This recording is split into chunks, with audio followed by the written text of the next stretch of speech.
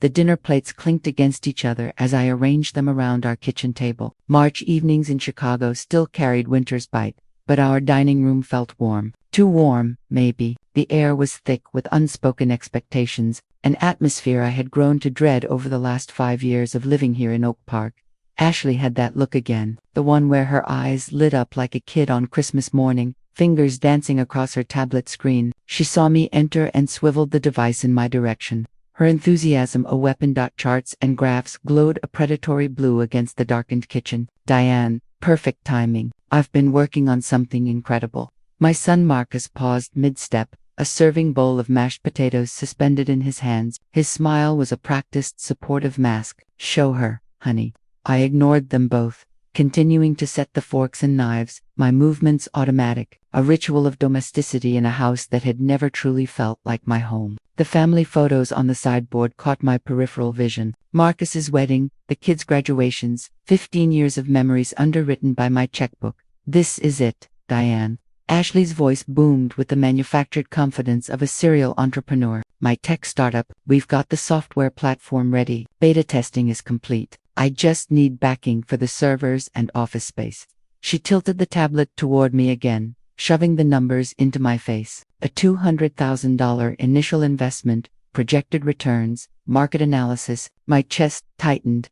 I know you've always supported us, Ashley continued, leaning forward with the intimacy of a con artist. This time, it's different. This isn't charity. It's an investment in our future. Marcus's future. The kids' future.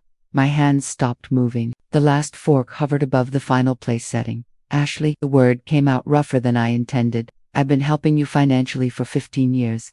Marcus's head snapped up, his supportive smile vanishing. Mom, this is huge for us. The words I had swallowed for years finally broke free. I'm tired of being your ATM. Silence crashed over the room like a physical wave. The serving bowl in Marcus's hands trembled slightly. Ashley's tablet screen dimmed to black as if in shock. Marcus's face transformed. The color drained from his cheeks, then flooded back in angry red patches. When he spoke, his voice carried a coldness that made the March air outside seem tropical. Then don't expect to stay here much longer.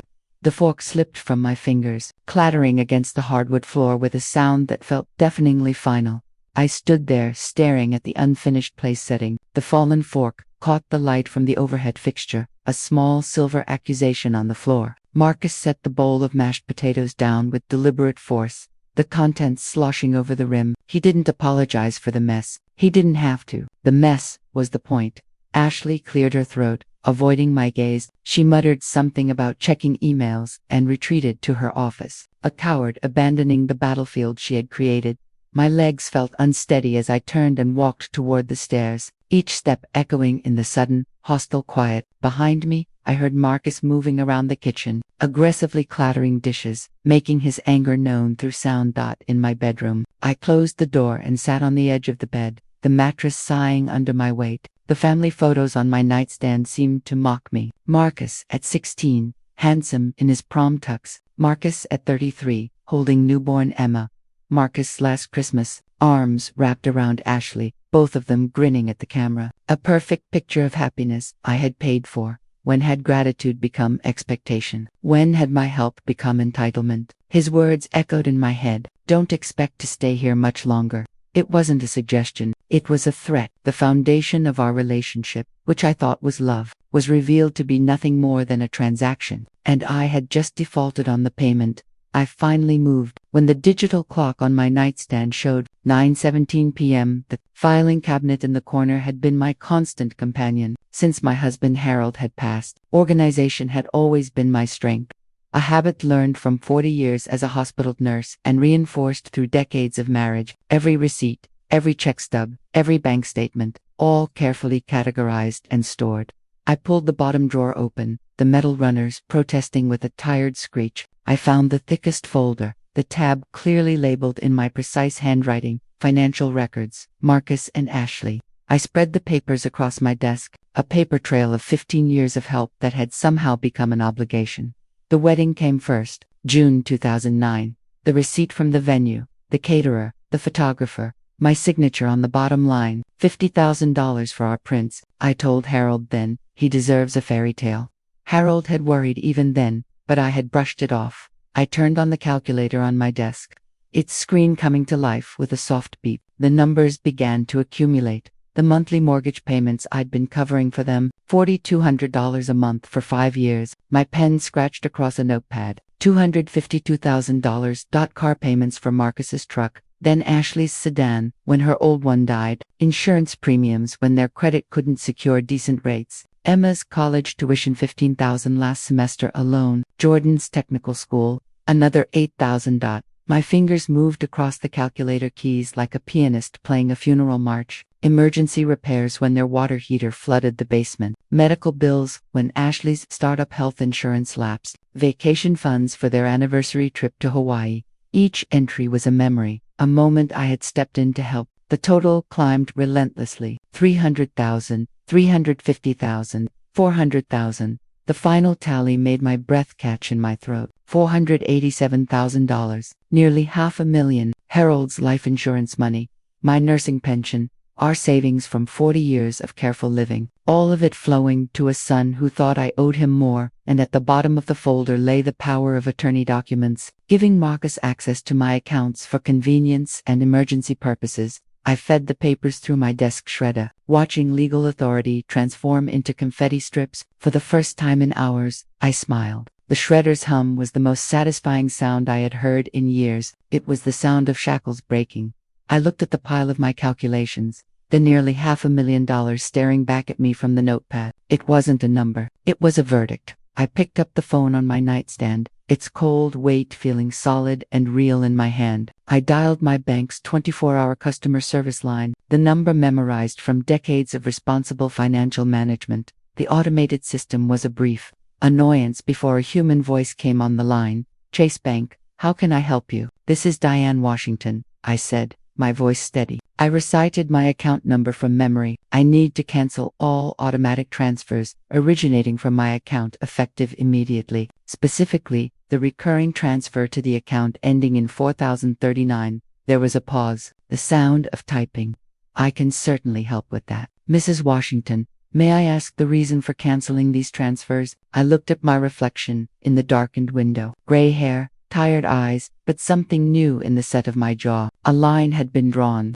My financial circumstances have changed, I said, the words an understatement of monumental proportions. Cancel the transfers. 20 minutes and several security questions later, it was done. The primary pipeline of my resources to their lives was severed. I hung up the phone and felt a wave of relief so profound it almost buckled my knees. It was the first step, the easiest one, but the most critical. But I knew that wasn't enough. Marcus's threat wasn't an idle one. They would see me as the problem, not their own insatiable greed. I had to get out, not just for my peace of mind, but for my own safety. My laptop screen glowed to life, a beacon in the dark room. I opened a web browser and typed Chicago apartment rentals downtown. Images flooded the screen, high-rises with city views, quiet neighborhoods, near transit lines, one-bedroom places where the only family obligations would be to myself. I scrolled for hours, bookmarking listings, making a list of realtors. The house around me creaked and settled, the sounds of a life I was about to leave behind. I barely heard it. I was already planning my escape, moving my pieces across the board with a clarity I hadn't felt since Harold was alive. Tonight, I wasn't an ATM. I was a general planning my liberation. Friday morning, sunlight streamed through the windows of the downtown Chicago apartment, casting geometric shadows across hardwood floors that gleamed with newness. Michael Bryant, the realtor, gestured toward the compact kitchen with professional enthusiasm that bordered on theatrical. Perfect for one person. Mrs. Washington, walking distance to Millennium Park, transit routes to everywhere you'd want to go. I nodded, barely listening. The space felt right. It wasn't about the square footage or the amenities. It was about the quiet, the profound, beautiful silence that filled the rooms. It was clean. It was empty. And it could be mine. The community room downstairs has activities every week. He pointed through the living room window. Very friendly neighbors. I'll take it, I said, cutting him off. Michael paused, his practiced smile faltering slightly. Don't you want to see the bedroom? We haven't discussed the lease terms. I need peace more than I need a tour, I replied, pulling out my checkbook. First month's rent and security deposit. Let's do the paperwork. 2 hours later, I sat in my car outside the Oak Park house, the new keys feeling heavy and significant in my pocket. As I'd anticipated, Marcus's car was gone. His Friday shift at the IT consulting firm wouldn't end until 3. Ashley's sedan was also missing, likely parked at whatever co-working space she was using to chase her next big, unfunded idea. The house key felt heavier than usual as I unlocked the front door for what I hoped would be the last time. Moving through the rooms I'd called home for 5 years, I made swift, unsentimental decisions. The photo albums from my marriage to Harold, mine. My nursing school diploma and awards from the bedroom wall, mine. The large cream-colored armchair Harold had bought me for my 65th birthday. They had grown accustomed to its presence. Let them keep it as a monument to their entitlement. The moving service I'd hired arrived at noon sharp. A truck that barely fit in the driveway, and 3 young, efficient workers. Mrs. Washington, the crew leader said, approaching me with a list. We have you down for a 1-bedroom move. Senior discount applied. That's right, I said, handing him a handwritten list of my own. Everything marked with this blue tape goes. Everything else stays. They worked quickly. A whirlwind of controlled chaos. My desk, my books, my clothes, the carefully packed boxes of Harold's, things that I refused to let Marcus touch. As they prepared to move Harold's watch collection, I stopped them. Marcus had insisted I keep it, saying maybe someday he'd want to give pieces to Jordan. Those conversations would happen on my terms now. If they happened at all, I would take that with me. The last thing I did was leave a plain white envelope on the kitchen table. Inside, a single sheet of paper with 2 short paragraphs. Marcus and Ashley. It read, I have moved out. The keys are on the counter. You will find that I have also canceled all my financial support. You wanted independence from my expectations. I am giving you independence from my assistance. Don't contact me until you're ready to apologize. My phone rang as I was signing the final paperwork in my new empty apartment. Marcus's name flashed on the caller ID. I answered. Mom, what is this? His voice was a frantic squawk. Your stuff is gone. There's a note. This is your home. Ashley's voice joined his on speakerphone. A clumsy attempt at a united front. Diane, we can work this out. The startup thing. We can find other investors. You told me not to expect to stay much longer. My voice was level, calm, a placid lake over a raging current. I took your advice. I was angry. I didn't mean it. Don't come looking for me, I said. The words, a final verdict. Don't call again until you're ready to have a real conversation about respect. I ended the call and powered off the phone. Through my new apartment window, Chicago's evening lights began to twinkle on. The city was alive. And for the first time in years, so was I. Baklam 1/3 tamam landakalim sayesk, approximately 2,200 kilometrum, 4,600 kilim tabaklam daha. Devam yazin tabaklum gan, devam 15, 112. 2. Baklam 2/3. The revolving doors of Northern Trust Bank spun me into a world of polished marble floors and hushed, serious conversations. Monday morning in downtown Chicago carried the weight of business, and I felt ready for it. My appointment with Jennifer Coleman, a senior accounts manager, was at 9:30, but I had arrived early. Preparation had become my new religion. Mrs. Washington. Jennifer stood from behind a large mahogany desk, extending a firm handshake. She was 20 years my junior, but her tailored navy suit and focused gaze commanded respect. I have your account information pulled up. Please have a seat. Her office overlooked Michigan Avenue, and through the floor-to-ceiling windows, I watched commuters hurrying toward their own responsibilities while I prepared to shed mine. I'm here to confirm the cancellation of the automatic monthly transfer of $4,200. I began, and I'd also like a full itemized printout of all transfers made from my accounts to account, ending in 4,739 over the last 15 years.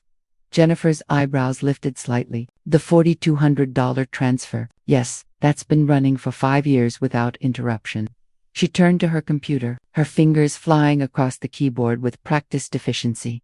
Numbers cascaded across a monitor as the system compiled the data. I watched her expression shift. The professional neutrality faded, replaced by first curiosity, then mild surprise, and finally, genuine shock. She scrolled back up as if to double-check the figures. Her lips parted slightly. Jesus, she caught herself, shaking her head. Excuse me, Mrs. Washington, the total, it's $487,000. She looked at me, her eyes wide. That includes the mortgage payments, but also hundreds of smaller transfers, emergency funds, tuition payments, a significant and sustained pattern of support. Let them pay for their own house now, I said, the finality in my voice seeming to surprise even myself. She nodded slowly, her professional demeanor returning, but with a new layer of respect. She printed the statement's summary, the pages warm from the laser printer. I took the stack of papers, each line item representing another piece of my independence.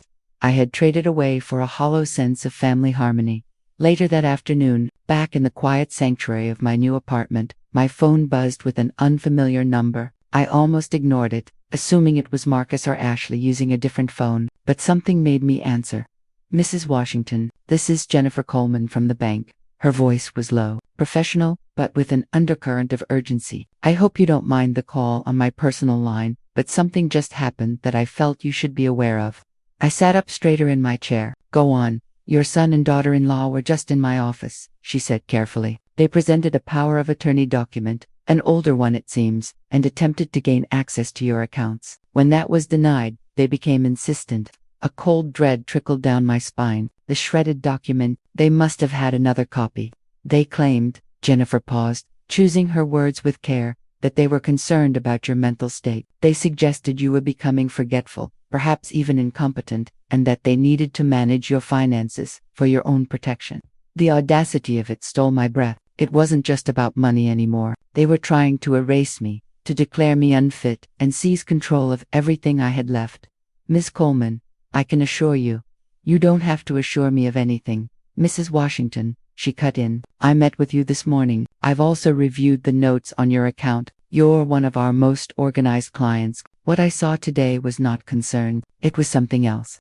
She paused again. I'm giving you the direct number for our fraud and elder financial abuse department. I strongly suggest you contact them. I also suggest you speak with an attorney to ensure all your assets are legally shielded immediately. She gave me the number, and I wrote it down, my hand shaking slightly. Ms. Coleman, Jennifer, why are you doing this? Let's just say my own mother is a strong woman who worked her whole life as a teacher for what she has, she said quietly. I wouldn't want to see anyone take that away from her. Good luck, Mrs. Washington. The line went dead. I stared at the phone, the conversation replaying in my mind. Jennifer Coleman wasn't just a bank manager. She was an unexpected ally. A stranger who had seen the truth in a brief meeting and had chosen to act. Her warning confirmed my worst fears. Marcus and Ashley wouldn't stop. This was war. That the warning from Jennifer Coleman lit a fire under me. I spent the rest of the afternoon on the phone, scheduling an emergency appointment with a highly recommended asset protection lawyer for the next morning. For the first time, I felt a flicker of genuine fear. They weren't just manipulative. They were actively trying to strip me of my rights, to clear my head. I went for a walk as evening fell, exploring the bustling streets of my new neighborhood. The city was vibrant, anonymous, a welcome contrast to the claustrophobic drama of my family. I returned to my apartment building an hour later, feeling refreshed. The cool night air having calmed my nerves. I unlocked my apartment door and stepped inside. Something was wrong. The feeling was immediate, instinctual. The air was different, heavier. I stood frozen in the entryway, straining my senses. There was no one here now, but someone had been. A cushion on my second-hand couch was slightly askew. The door to my small bedroom, which I always left open, was pulled almost completely shut. My heart began to pound against my ribs. I walked slowly through the small living area. Nothing seemed overtly disturbed. My laptop was still on the small dining table. The few books I had unpacked were still stacked neatly. I pushed open the bedroom door. My clothes were untouched in the closet. The nursing awards on my dresser were just as I'd left them. Then I saw it. The new filing cabinet I'd bought stood in the corner. I had placed the thick folder from the bank, the one with the printouts, the original receipts, the canceled checks, 15 years of meticulous records in the top drawer. I had locked it. I walked over to the cabinet. The lock was broken, jimmied open with what looked like a screwdriver. My blood ran cold. I yanked the drawer open. It was empty. The folder, my paper trail, my proof, my leverage, was gone.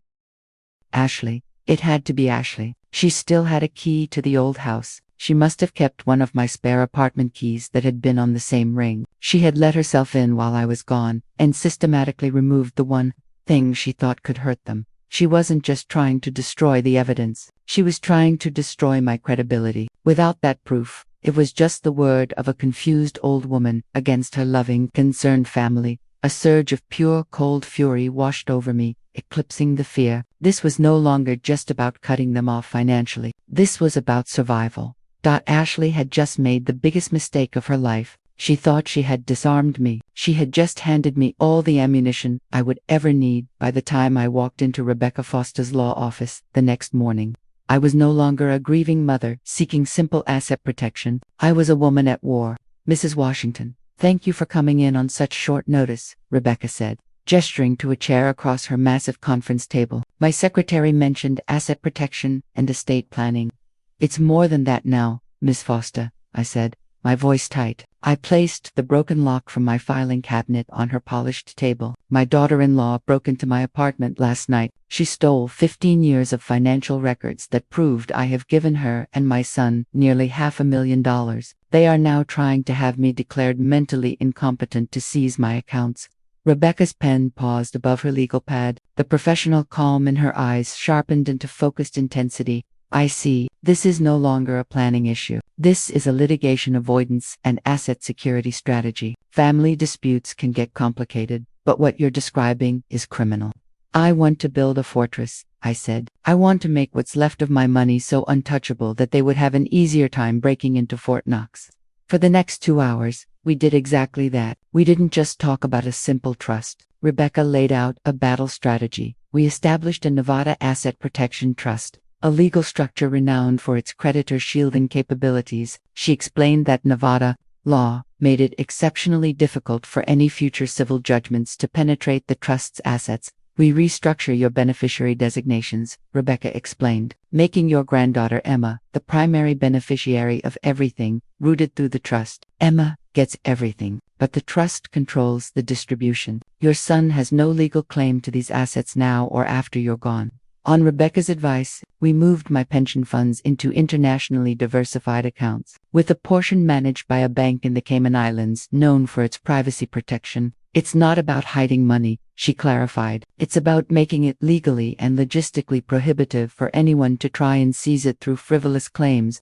The notary public arrived at 3 p.m., a stern woman who verified my signature with military precision. Each stamp on the documents felt like another lock clicking into place, another bar fortifying my financial walls. When I walked out of that office, I carried a leather portfolio filled with certified copies, a shield forged in legal steel. The weight of it felt lighter than the mortgage payments I had been shouldering for years. My fortress was built. Let them try to lay siege to it now. The chime of my doorbell echoed through the apartment with mathematical precision at exactly 7 p.m. I knew who it was. I had been expecting her.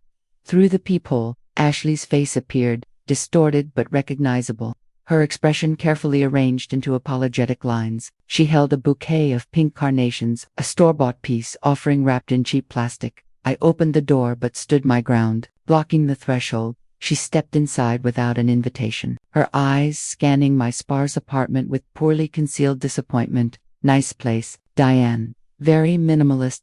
I accepted the flowers with neutral politeness, setting them on the kitchen counter without bothering to find a vase. "Marcus sent you. He was upset," she said, settling onto my second-hand couch as if she owned it. "You know how emotional he gets. He didn't mean what he said." "Sit down, Ashley," I said, my voice colder than I intended. I chose the armchair opposite her, keeping a clear distance between us. I wasn't going to let her control this conversation. "When was the last time you remembered my birthday?" Her practiced smile faltered. "What, your birthday?" "My birthday," I repeated. "When was the last time you remembered it without Marcus having to remind you?" "Diane, that's not really the point," she said, gesturing vaguely, trying to deflect. "We're talking about important family matters here." "September 22nd, I said, leaning back, watching her face process the information. "Same day every year for 68 years, but you've managed to forget it for 10 years running." "That's different," she insisted, her tone growing sharper. "We're discussing the family's financial future.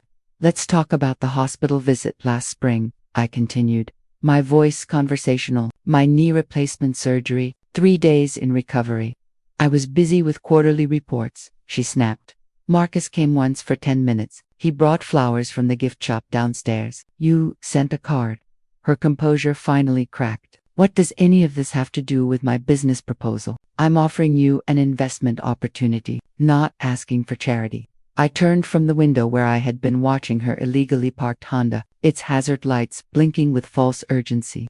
$200,000 to someone who forgets my existence unless she needs money. That's not an investment, Ashley. That's delusion. Fine, she stood abruptly. You want honesty? Marcus and I have been carrying this family for years, hosting dinners, managing your social life, giving you a purpose after Harold died. You owe us. The sheer arrogance of her statement was breathtaking.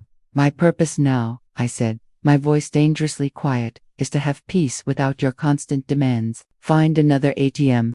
You'll regret this, she snarled, her voice rising to a shout. When you're sitting here alone while we're successful. I'm already sitting here alone, Ashley, I cut her off. The difference is now I choose it. She grabbed her jacket, her movements sharp with frustration. This isn't over, Diane, she spat, yanking the door open. Family doesn't just disappear because you're having some kind of breakdown. She slammed the door so hard the frame rattled, the sound of her defeat echoing in the quiet apartment. Friday afternoon brought Marcus to my doorstep, his timing as predictable as a bad play. I'd been expecting him. I had seen his silver sedan drive past my building twice earlier in the week. Reconnaissance missions I'd observed from my kitchen window. When I opened the door, he stood there holding a white pastry box, his smile as bright and artificial as stage lighting. Mom, I brought your favorite, sweet potato pie from Sweet Magnolia Bakery. The scent of cinnamon and false nostalgia followed him into my apartment. He was dressed carefully in a soft gray sweater with minimal styling, the uniform he wore when seeking sympathy, not commanding attention. Just like Dad used to make, he continued, placing the box ceremoniously on my counter. I remembered Harold burning more pies than he ever successfully completed, but I held my tongue. Coffee? I asked, moving through the motions of domestic normalcy. He perched on my couch with studied casualness, his messenger bag positioned for easy access to the tissues he would inevitably need. I've been thinking about when you taught me to ride my bicycle, he began, his voice taking on a wistful tone. You ran alongside me for 3 blocks, even though your hip was bothering you. Remember, that was 40 years ago. Marcus, you were always there for me. He pressed on, his eyes glistening on cue. School plays, graduation, my wedding day. You've been the most supportive mother any son could ask for.